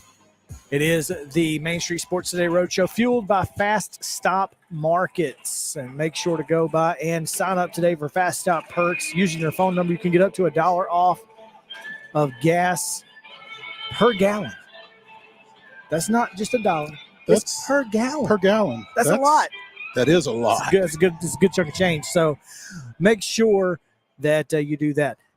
We are in Chattanooga here at Finley Stadium. Halftime of the Division II Class A state championship. 14-6 is the score in favor of Middle Tennessee Christian. But again, Friendship Christian has been down in each of the last two ball games. So very important to note.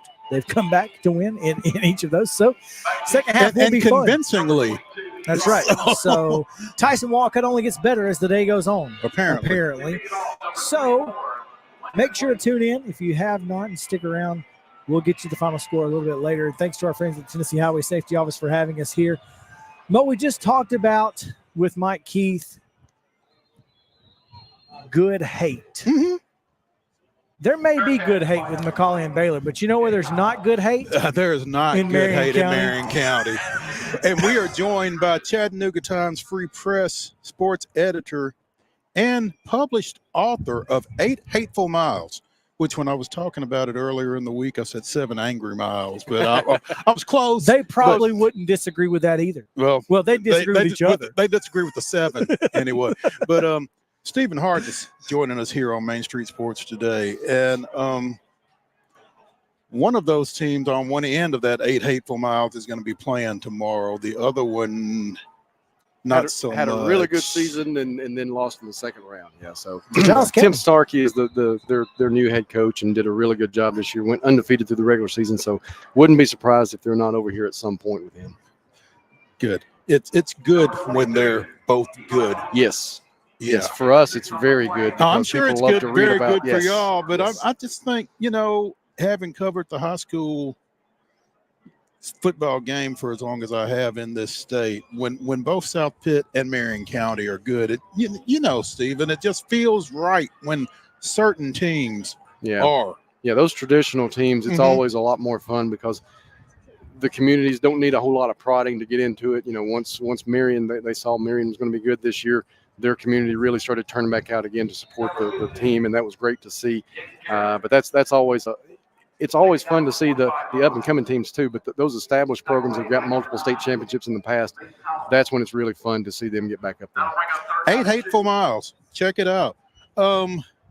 This one tonight, though, Stephen, and you've kind of had a front row seat for all of this. We were just talking to Mike. I mentioned Baylor's win earlier this year snapped a 7-game win streak in the series for McCallie. Obviously, the Blue Tornado wanting to get back on the right side of that thing, and what better time to do it than in the state finals? Yeah, and it was actually last year Baylor won that one. This year McCallie returned the favor. So McCallie won this one. Yeah. Baylor won last year's and used that as a springboard to win the state championship. And then McCallie got a little bit of revenge this year with a 3-point win. But yeah, I mean it's been back and forth the last 2 years. I expect it to be the same thing this year. Last year and this year's regular season matchups basically were a 3- and 4-point decision, and it was who had the ball last. Somebody had to either make a play to score and win it or make a defensive play to stop them. But I mean, those teams have traded back and forth so much, and there's so much talent on the field. I just saw somebody from Findlay here earlier and asked them how ticket sales were going, because they said this morning at the Boyd Buchanan game, they were around 17,000 at that time. They said now at 6 o'clock they're officially going to cut off the ticket sales because they're that close to a sellout right now. My goodness. And what's it hold? 21.6-ish. So there'll be, and I know Matthew Gillespie had said earlier, there's all kinds of coaches who didn't have to get a ticket, who have their TACA passes or whatever. So there'll be an easy 22,000 walking around here. So yeah, it'll be an you won't event. be walking anywhere. You'll be shoulder to shoulder. Yeah, true. Find a spot and stand. Yeah, and don't move. Said, Stephen, I mean, would they ever consider neutral site? Oh, the regular season? The two of them, they have played here before on a neutral site. The schools didn't like it because even when they had one year, there was like 13 or 14,000 here for a regular season game. They still felt like it lost a little something not being on campus, because those two programs have alumni weekend. They've got hundreds of alumni that come in that want to basically just set up camp for the weekend on their campus. So they preferred to have it there. Felt like it made it a little more exclusive. And so it was just a bigger deal for them to keep it there. But they've had it here before, and it did well. But one of the things I know in talking with some coaches from around our area that normally don't get to go because their team's playing on a Friday night, so they can't come. Or because when it's at Baylor or at McCallie, you're pretty limited to how many tickets you can sell. Right. So now there was no limit to it up until 6 o'clock today. And so you're going to have I think you'll see a lot of just as many people who just want to be looky-loos and come in and who see don't it. necessarily have a dog in the hunt. Right. Yeah. That's all. Well, that's what it about. should be about. Yeah, absolutely. Yeah. Yeah. I saw some kids walking around from East Nashville with their jumpsuits on. I mean, hopefully they're going to be here to get to stick around and watch it, because, I mean, the atmosphere will just be incredible. The two student sections going back and forth at each other. I mean, As they have been all week. Yes, it's what it's all about. I mean, we've seen here in Chattanooga, you kind of get used to seeing the pickup trucks with the red B or the blue M kind of waving through going all over town. And usually there's some kind of, pranks or whatever going on around town between the two schools too. So, I mean, it's got everything you'd want for a high school football game. And even if you're not a huge fan of either team or whatever, just the amount, I think there's 11 players that have Power 5 offers that will be playing tonight. So, I mean, if you're a college football fan, there's a reason to come out and watch these guys. I'm interested to see one of those 11. Amari Jefferson, the receiver from Baylor, who was a Tennessee baseball commit and now is an Alabama football commit, which it's not bad. You can't go wrong either way there. Nope. He is absolutely the real deal. When we had our Dynamite Dozen list, he was number 1, and that's saying something for us this year because we had Boo Carter. Dynamite Dozen? Yeah. Yes. Much better than Dandy. So, Boo Carter, as good as he is, we from all the recruiting folks that we talked to, thought Amari was just a notch, just barely a little above. And every time I've seen him play, he's lived up to it. When they played Lipscomb, they had Caleb Beasley on him, and he went off. I think he had 7 or 8 catches for about 100 yards, a couple of touchdowns, and even came over at one point on a big play. And they were talking to the offense, and he never speaks up, and he said, he can't guard me. They threw it to him. Boom, he got the first down. Actually went for a touchdown on that one. And that's kind of what our guy wrote about was, I mean, he basically called his shot. He's that good. Wow. He's special. Okay. And he's got the size. I mean, that's the thing, guys. He's a lot of times you'll see high school kids who are maybe 6 foot 170. I mean, this is a kid who's 6 foot 6'1" probably, but he's a little over 200 pounds. He's put together now. I mean, he looks the part. He'd look good on a diamond though too. Yeah, he does. I've seen him play baseball, and good on let me tell you, orange. that kid can cover a lot of ground in the outfield, and he can turn on just about anything thrown his way. See, I just that blows my mind, man. Any time it's between baseball and football, I'm choosing baseball. But that's, He's going to play both. That was his reason to go. Alabama told him you can play both. Yeah. So he went down and the weekend. Tennessee wouldn't. Tennessee told him, that he could, but for whatever reason, he went to Alabama for a visit. 2 days later, when he came back, some folks thought he was leaning to Tennessee. I'm sure there was some NIL discussions made when he was in Tuscaloosa, but he came back from his visit to Alabama and was sold. That's where he wanted to go to play baseball and football. Hey, good for him. Look, that's great for that young man. He is the real deal. He Okay, reminds so me a next lot. question though, does he get there? Does he get to Alabama? Mm-hmm. Oh, I think so. Yeah. So draft.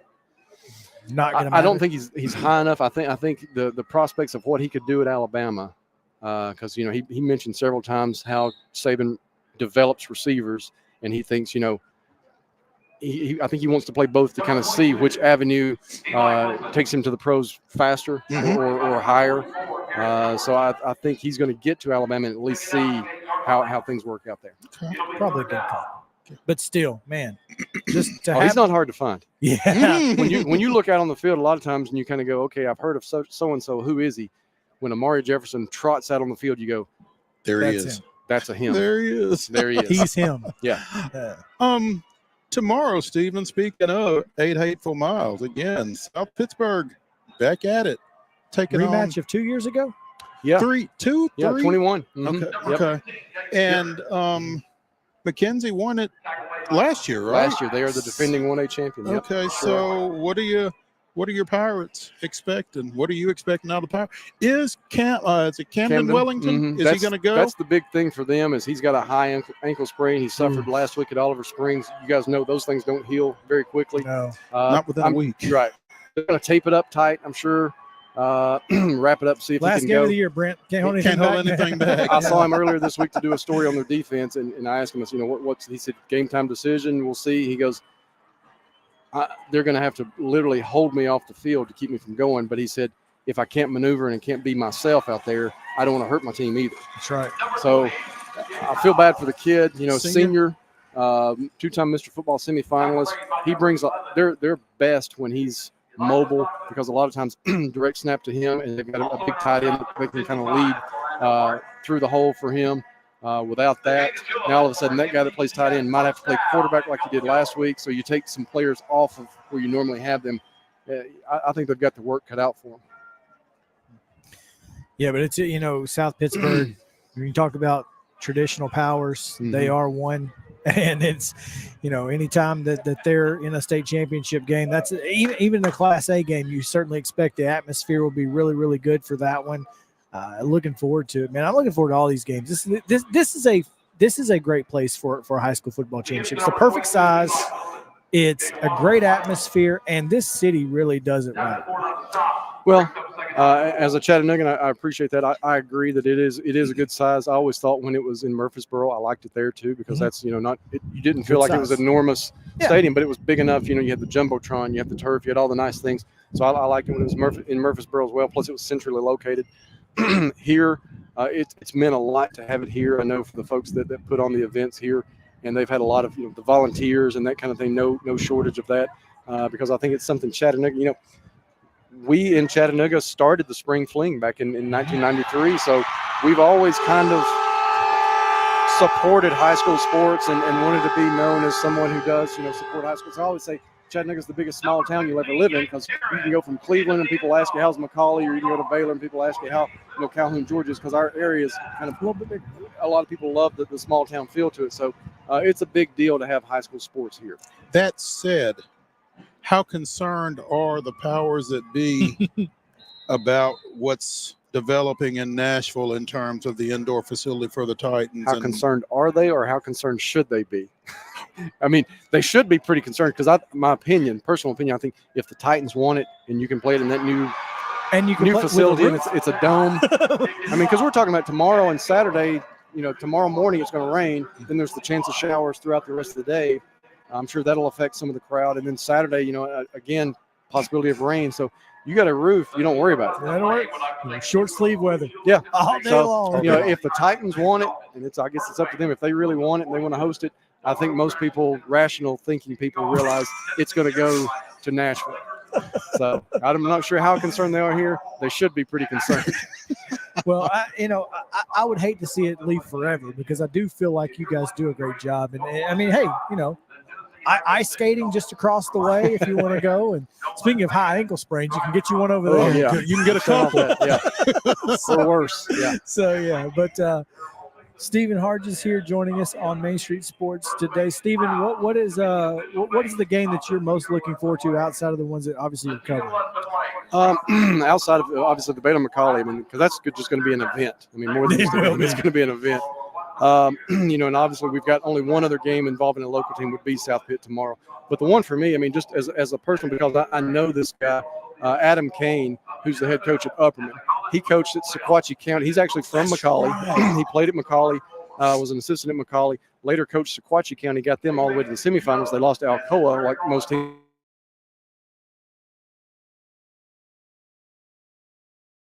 Part of a state championship, and I know Upperman getting there is a huge deal for that community and for him. I'm really happy for Adam because he's a football guy. That's a guy who lives and breathes football, and he does such a great job. And I'm glad whatever happens in that game, I'm glad he at least gets to experience this as someone that I know. That's awesome. Stephen Hargis, sports editor of the Chattanooga Times Free Press, author of 8 Hateful Miles. Go get it. On Amazon. Go get it. Yeah. Christmas is coming up. It's a great Christmas present, and I've got Christmas presents to buy myself. So, yeah. There you go. We appreciate you. Thanks, guys. Always. Absolutely. We'll take a break. When we come back here on the Main Street Sports Today Roadshow, fueled by Fast Stop, we're going to talk a little bit about a ranking of Tennessee NCAA football teams. Also, the SEC made an announcement today, so we'll get to that very quickly. All of that coming up right after this. Main Street Sports Today. Stick around.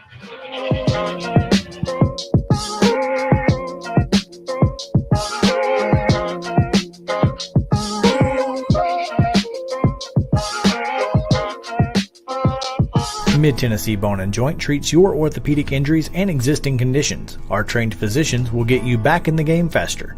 Contact us at 931-381-2663 or www.mtbj.net. With Lee Company technology, the best handymen are hands-off.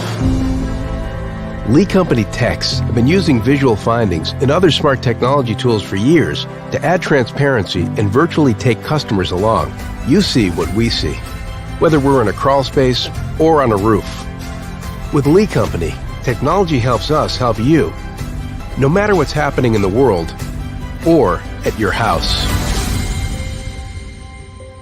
Jones & Lang Sporting Goods here in Columbia has been outfitting teams, officials, and anybody else from T-ball to college for 50-plus years. Be sure and check them out at 931-388-8060 or online at jonesandlang.com. Jones & Lang Sporting Goods, the look of a winner. Zion Christian Academy, zioneagles.org or 931-388-5731. You can schedule your appointment. Go tour their campus. It is beautiful over there, and you're definitely going to want to see it. Again, it's zioneagles.org. Give them a call, 931-388-5731, and schedule your tour today. Mockingbird Title and Escrow is an attorney-owned and operated full-service title company in Middle Tennessee. We get your deals closed without worry and fuss. We're a family business that offers the highest level of expertise in our industry when it comes to closing and funding your real estate transactions. And it's a job I really love. I'm passionate about this. I'm enthusiastic about this. I like to think we're pretty well rounded and can deal with a wide range of needs and a wide range of clients. Call 615-274-8698 today. Mid-Tennessee Bone and Joint has been the official sports medicine provider for Murray County Schools for more than 40 years. We specialize in orthopedic service, and our Ortho Quick Walk-In Clinic lets you bypass the ER. Visit us online at www.mtbj.net.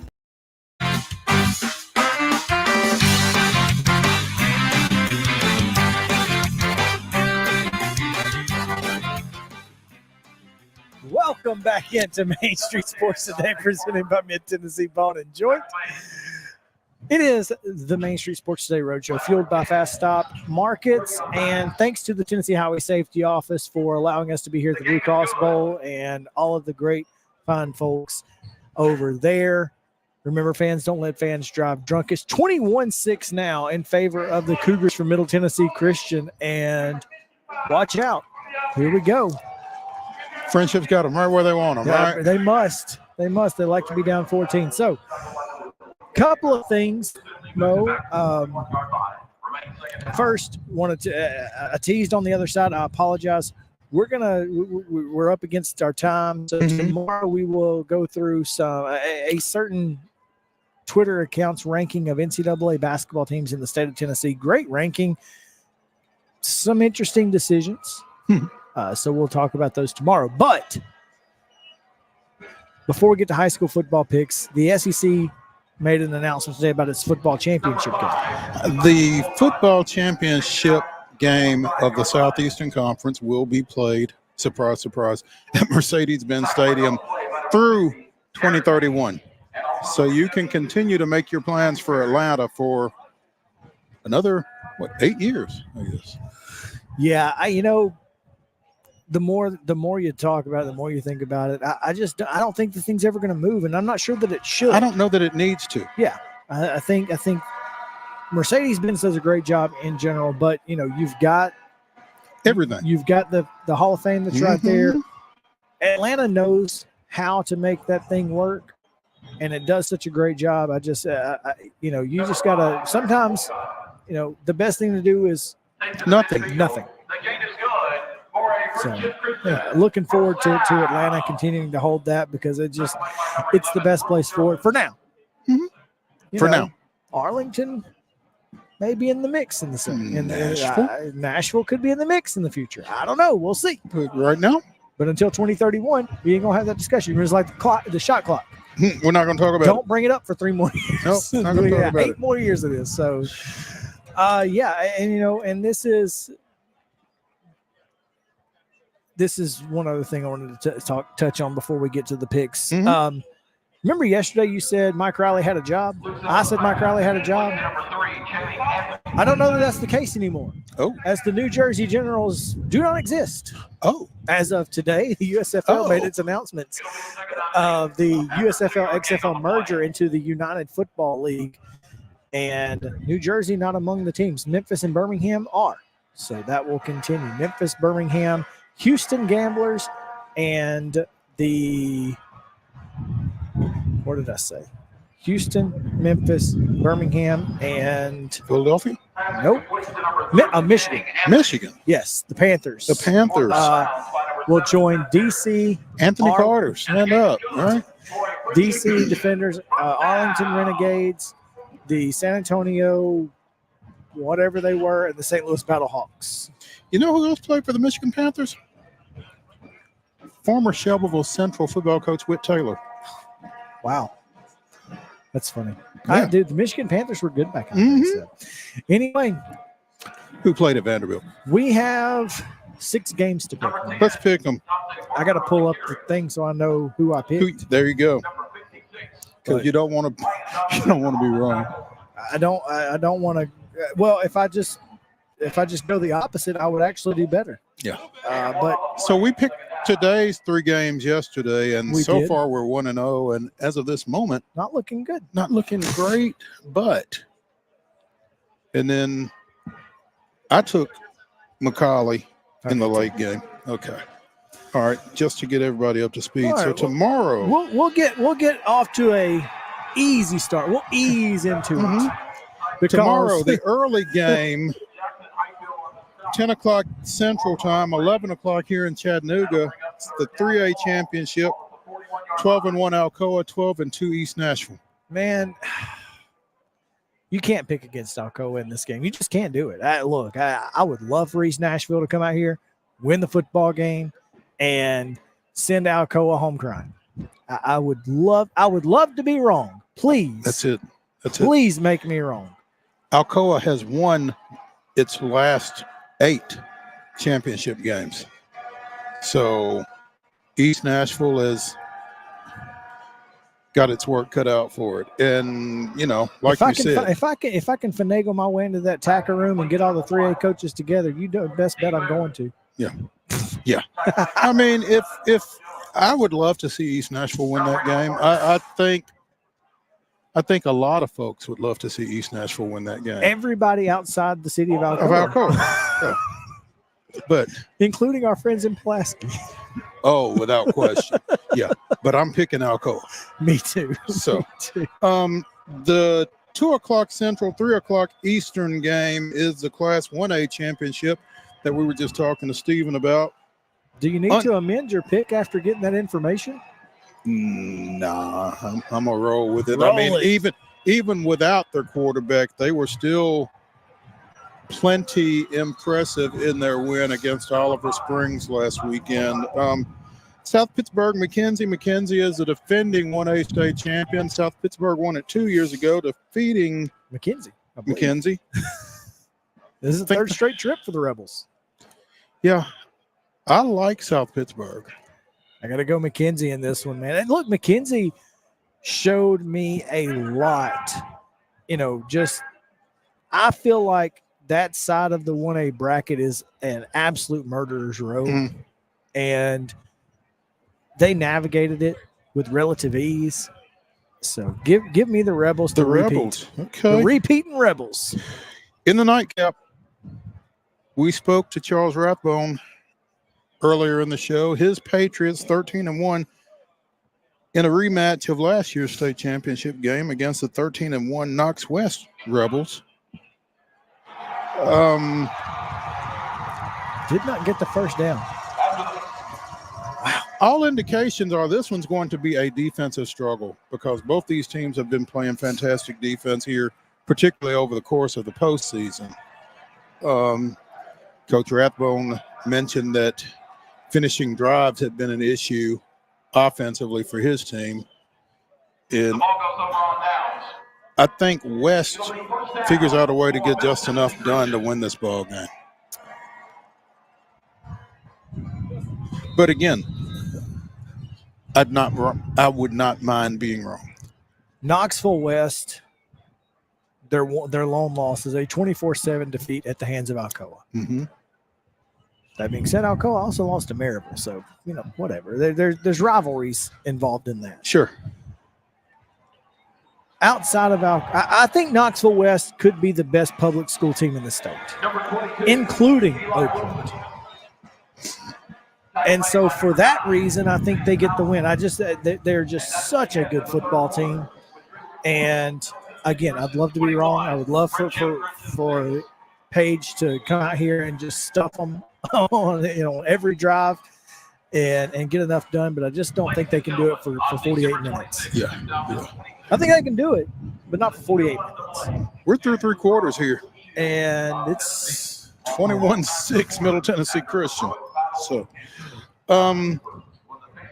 Saturday, the early game, Stephen talked about Upperman coach Adam Kane, the Bees 14-0 taking on 14-0 Pearl Coney in the 4A finals. Somebody's going undefeated. Somebody's going to suffer their first loss. Yeah. Man, I love Pearl Coney. I think at this, again, what is this, their third straight trip? Or third in 4 years? I think it's their third in 4 years. This is again another program that Tony Bernetti has put together, and you lose Barry and Brown 2 years ago, and still have a great year last year. Class 4A seems to be a great spot for them, and I don't think Upperman's got the horses to keep up with the Firebirds this time. I just think Pearl Coney is too explosive. They're just explosive. Yeah, gosh, they're good. I'm taking Pearl Coney as well. The second game Saturday. 3 o'clock here, 2 o'clock back home. Decatur County Riverside, which played in last year's state championship, lost to Tyner of Chattanooga. They are 12-2, taking on East Robertson, 13-1, making their first state championship game appearance. You know what I love about this game is that I feel like East Robertson has so much to play for. They have fought and fought and fought to get to the semifinals and now to the finals. And it just, over the years, this program has built up to this moment. Mm-hmm. I mean, they had great athletes 2 or 3 years ago, couldn't quite get over the hump. And this team just feels like a team of destiny to a degree. That being said, Decatur County Riverside, what they did to Mount Pleasant, which I know, looking back, Mount Pleasant was just diluted thanks to injuries and other disciplinary reasons. I thought that Riverside was going to go into Fairley and just run all over them. And they it took a little bit of time to get there. And they took care of business. This Riverside team just feels like they are a machine. Mm-hmm. And I don't know that the Indians have enough. So I'm going to have to go Panthers in this one. No, I'm sorry. No, I did not. Oh, no. I went East Robertson. No. Team of Destiny. They may very well be a team of destiny. They've got a Mr. Football finalist, excuse me, and Isaiah Groves, the junior running back. Hey, it's gotten cold here in the last 10 or 15 minutes. Don't be making fun of Justin. I'm not. I looked down and he didn't have any arms. Don't make fun of Justin. What happened to his arms? Decatur County Riverside has a Mr. Football finalist in their quarterback, Stone Wallace, but they've also got a running back, Desmond Thomas, who is just a battering ram. Yeah. And good. In the words of Marshawn Lynch, over and over and over again, and eventually you just don't want anymore. And I don't know if that's going to be the case for East Robertson or not, but I think this is going to be a physical ball game, and I think Riverside gets it done after falling in the championship game last year. I think that been there, done that kind of being here gets them over the top. Yeah, sure does. Championship game in 6A closes things out on Saturday night as Oakland and Houston, both 12-2.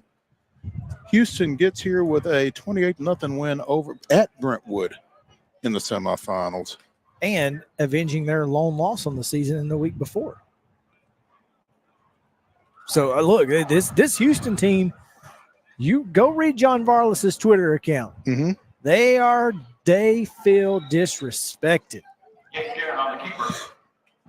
That being said, it's kind of hard to disrespect someone by saying that the three-time going for 4-time state champion is the other team. It's not disrespect to you. It's respecting respect for them. Yeah. What they have done. Again, Oakland has won each of the last 3 Class 6A state championships. They've only lost 1 game in state this year, and they avenged that in the quarterfinals of the playoffs with a vengeance. Yes. They lost by a point. They won by 56. By 50, yes. So,